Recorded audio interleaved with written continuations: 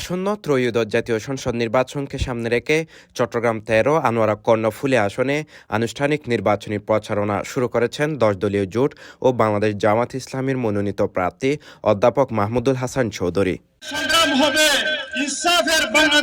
শুক্রবার ২৩ জানুয়ারি বিকেলে কর্ণফুলী টানেল চত্বরে এক বিশাল নির্বাচনী সমাবেশের মধ্য দিয়ে তিনি এই প্রচারণা শুরু করেন। সমাবেশে আনোয়ারা ও কর্ণফুলী উপজেলার জোটভুক্ত বিভিন্ন রাজনৈতিক দলের হাজারো নেতাকর্মী ও সমর্থকেরা অংশ নেন।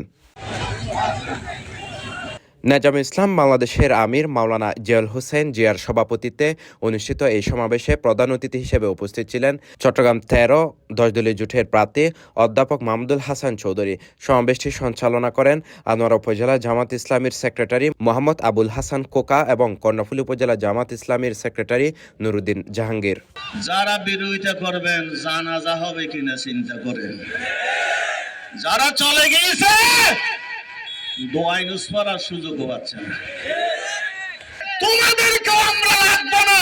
তোমরা যেখানে বসে এই দেশের জাতি সত্তা ধর্ম এই দেশের মানুষের বিরুদ্ধে জুলুম করেছো সেই জায়গায় আমরা গিয়ে দাঁড়াবো। আর সব মানুষের সমস্ত অধিকার এই সংসদ থেকে আলেম ওলামারাই ফিরিয়ে দেবে ইনশাআল্লাহ। এই ব্যাপারে জুলাই দিব না। সেই হাতি ভাই জান দিয়ে গেছে কিন্তু জুলাইকে দিয়ে যায় নাই। সে হাতি ভাইকেও স্মরণ করে আমাদের যে আগামীর বাংলাদেশ, এই বাংলাদেশ বিনির্মাণ করতে হবে। আমরা যদি আগের মতোই আনোয়ারার মানুষ যদি মৌসুমী নেতার দিকে তাকিয়ে থাকে তাহলে আনোয়ারার দুঃখ ঘুচার কোনো সম্ভাবনা আছে? সময়টুকু আছে, আমরা ডোর টু ডোর ঘর টু ঘর সবাইকে দাঁড়িপাল্লার মার্কার ভোট দেওয়ার জন্য সবাইকে আমি অনুরোধ করছি।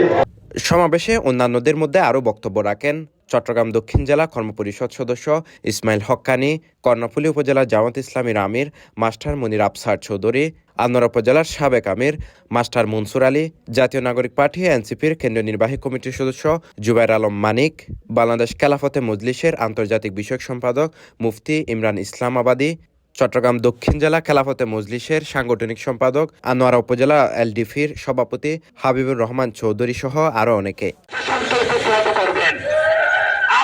CTG post, Chittagong.